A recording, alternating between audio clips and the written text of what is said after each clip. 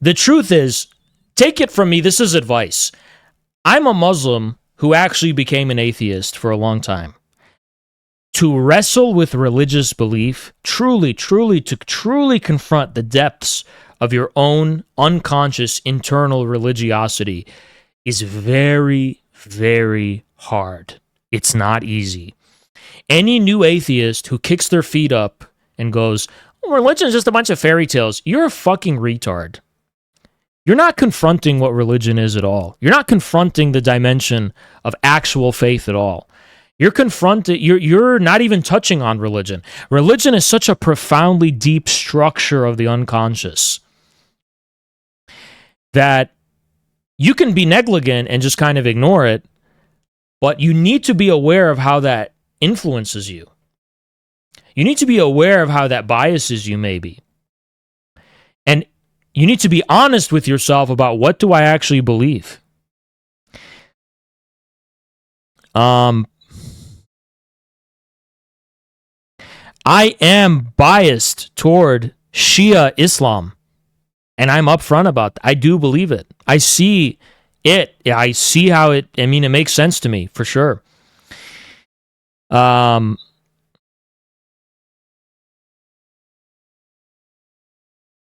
Something about it very much is like clear to me, right? Very lucidly clear to me. But sometimes people never question their faith. Sometimes people never think about their faith in reverse. Sometimes what people will do is they'll never actually think about what it means to hold a different religious belief than the one you have. Why? Because they lack the very vernacular. They lack the very experiential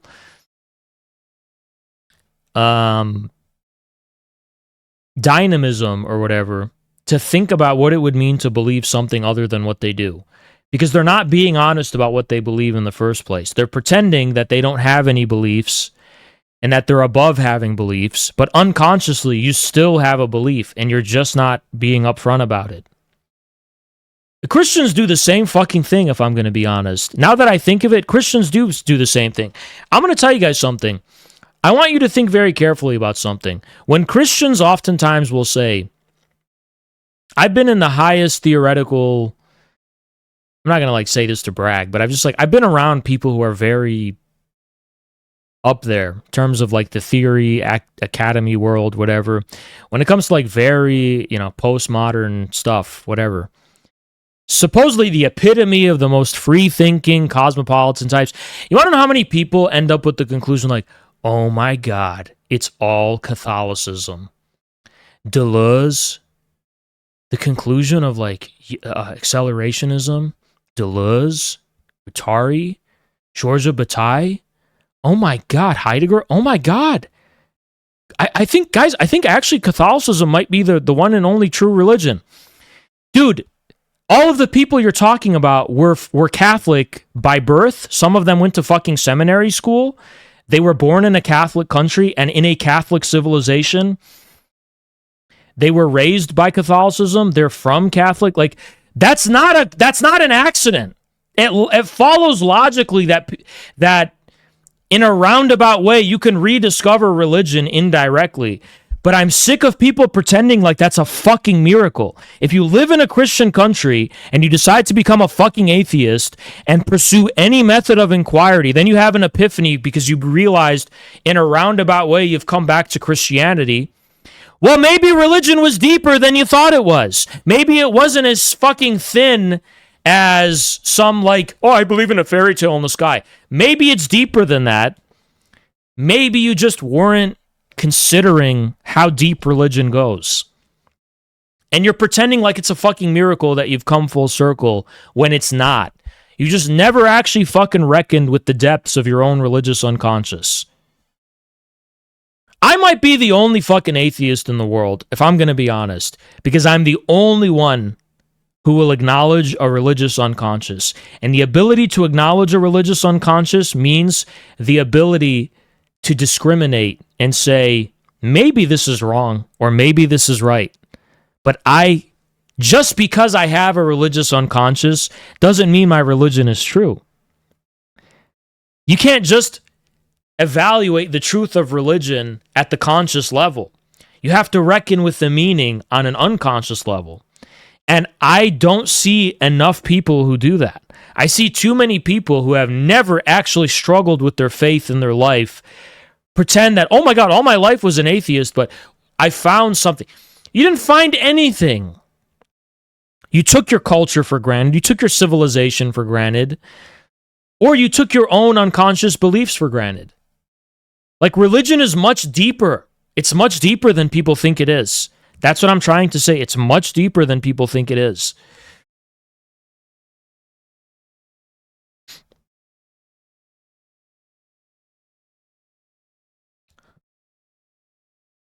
Children should be, it's not possible to be free from belief. I disagree with you. I think the dimension of religiosity, the religious unconscious, is a fundamental part of what a human being is.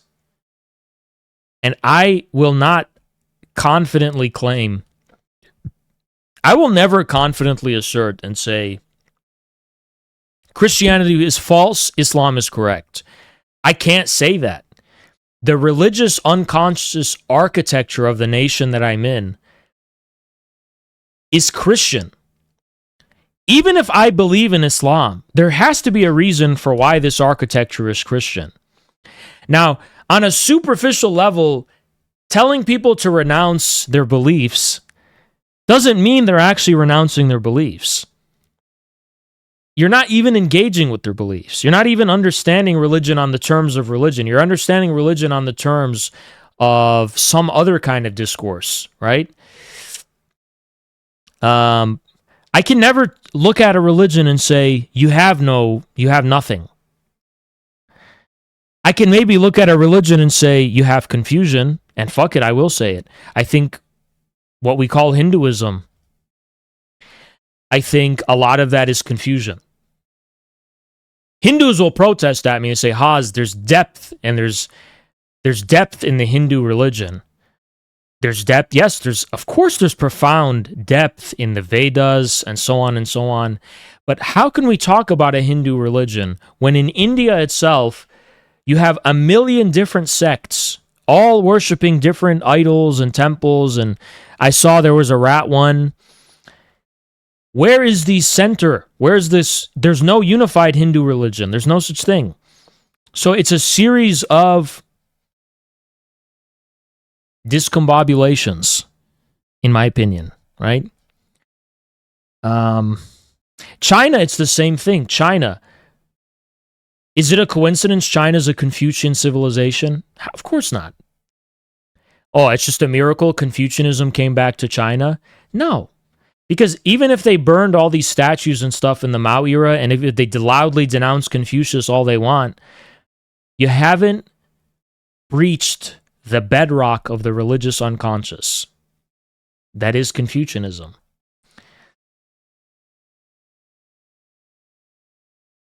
So that's why Stalin told Hoxha, he said, never offend the religious beliefs of the people. They're much deeper than you think.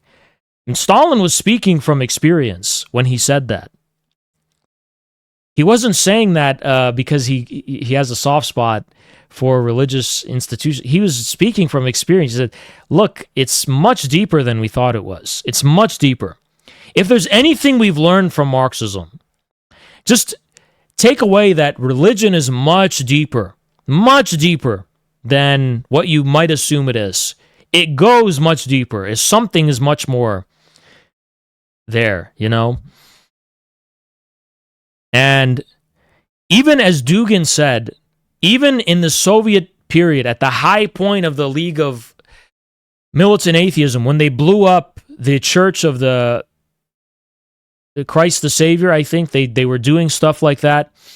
Dugin, he candidly observes, he says, well, this is actually part of the Orthodox tradition of the old believers and stuff. It's very deep roots, actually, of this purifying fire, this rebirth, destroying the corruption as an actual act of faith. It's like You may think that you're waging a war on religion, but all you're doing in a roundabout way is reproducing or partaking in the religious unconscious.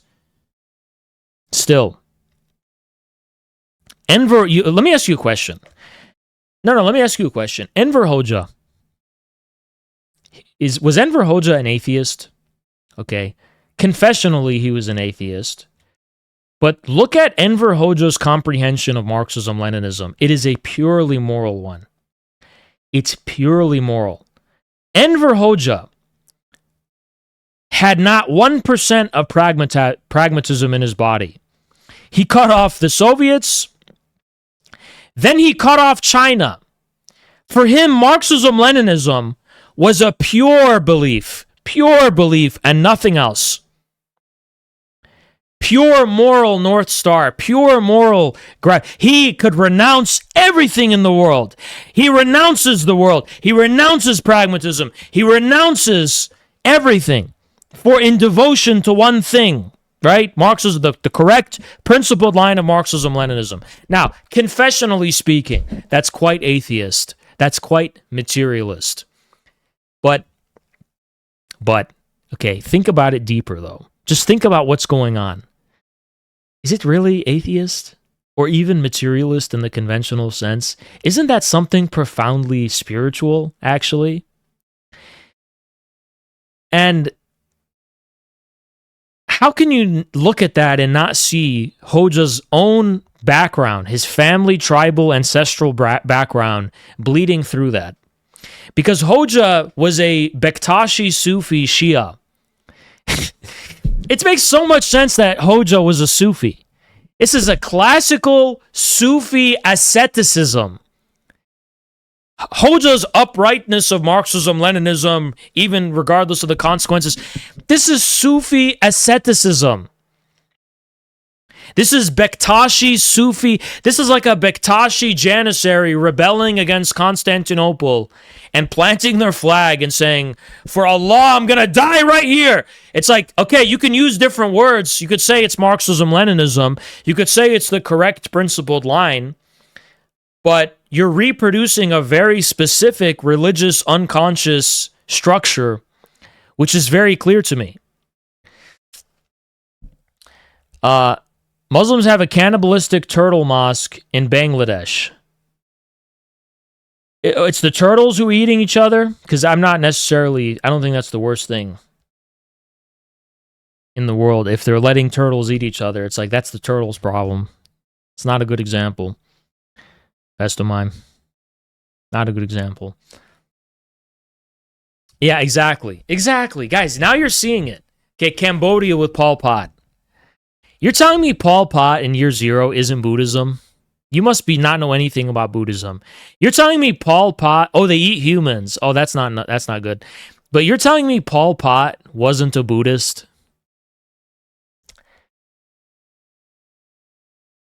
You're telling me Pol Pot wasn't a Buddhist?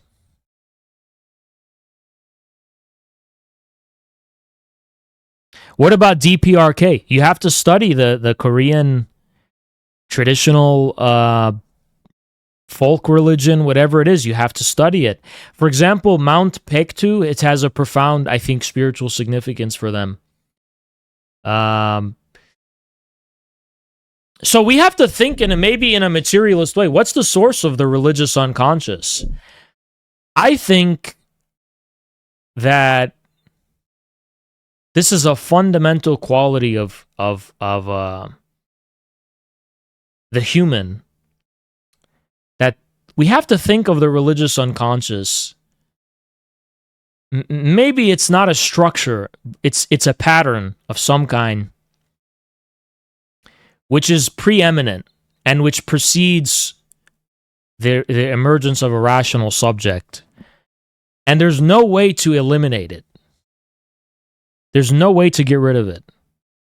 There's no way to be free of it. Everyone believes in something, even if they deny it to themselves.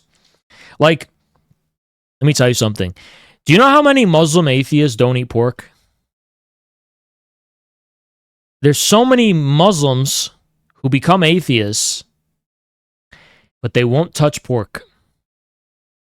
Why? I think Zizek used to use the example of the Jew who doesn't eat pork for this. But it's true, you know? That's why when I meet Muslims I've met Muslims that eat pork, and I just fucking look at them like they're fucking aliens from another planet. I'm like, what the fuck is wrong with you?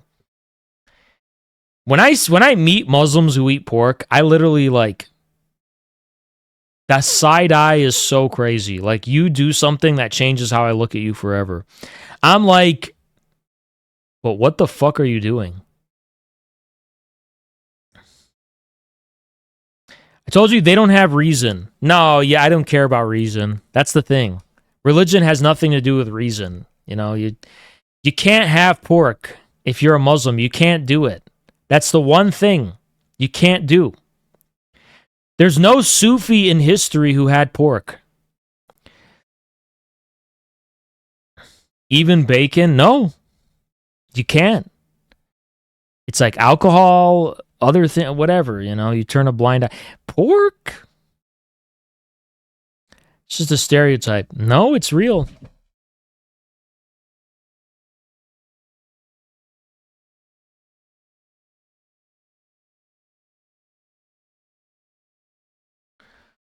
We don't give a fuck about pork. Who are you talking about, though? Are you Muslim?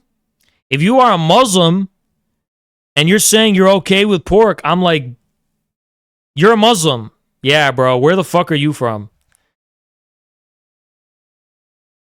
Where are you from? What country? Did Sufis have wine? Yeah, wine is like Turkey. What? Oh, I mean,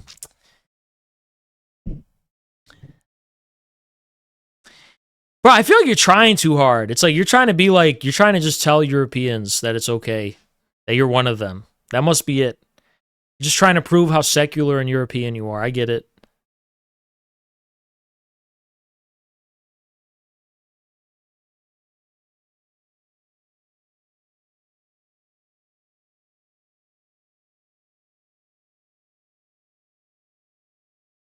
The pork line is like crazy.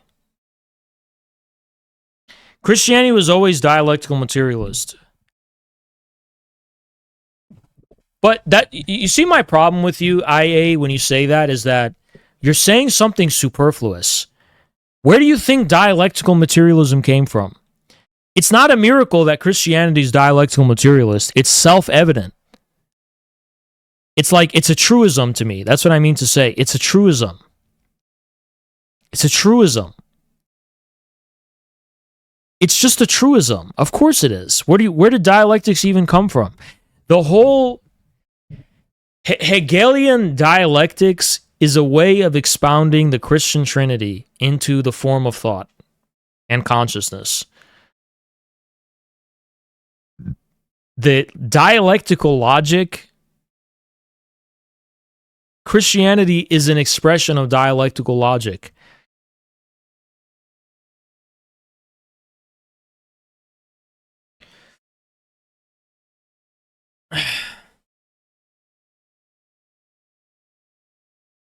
Keep reading. No, I mean, I agree with you, but it's like, it's not. Aristotelian and Platonic metaphysics by the ruling aristocracy. That's the origin of the Greco-Roman. That's the concept Marx was working from. I 1000% agree with you, dude. I didn't even talk about differences in Christianity. Marx was from Prussia. He's from Prussia, okay? He's writing in the context of not only Western Christianity, but yes, a Christianity that was shaped. You're not going to find an objection from me. The only reason I'm a little upset sometimes is just like, give me the good faith that you understand that I already agree with that. Like, I'm taking that for granted. I fully agree, though. Fully agree.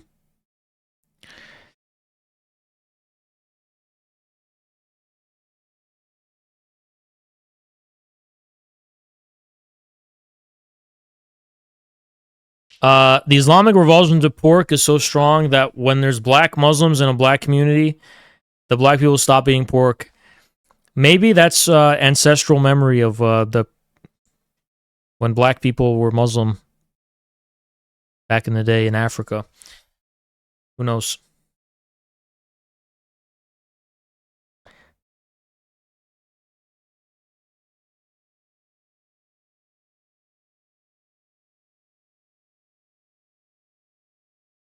Yemeni sandwich store owners mostly serve bacon. I'm the only Muslim who's held out, I guess. Everyone's just eating pork now.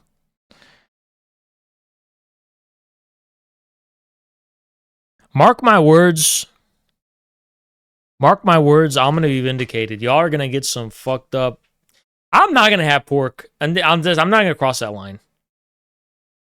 I'm not crossing that line. I don't care what the trends are. I'm going to stay solid.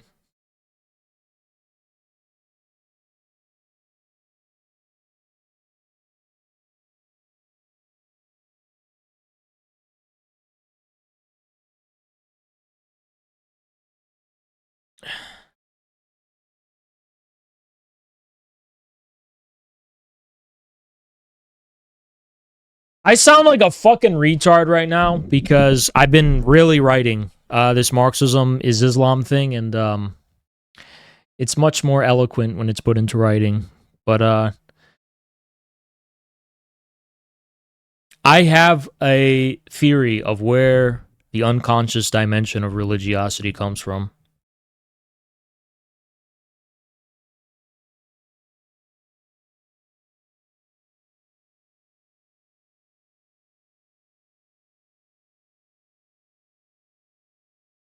But let me just warn you with one thing. If there's one true religion, if there is one true religion,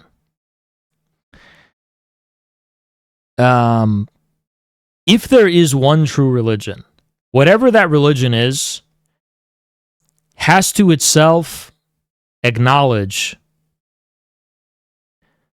or make sense of the dimension of the religious unconscious. And in my opinion, and this may be a challenge for you if you disagree with me, but this is my opinion, and I'm allowed to have it. I don't see a self-awareness of that dimension outside of Sufism. Meaning, for some reason, only Islam, and Sufism in particular, creates the awareness of the unconscious dimension of religion. That there can be many, many different religious beliefs you hold unconsciously. And that the inquiry upon the nature of faith does not simply happen at the conscious level. Maybe the monks in Mount Athos absolutely prove me wrong. I don't know enough. I'm not familiar enough with those traditions.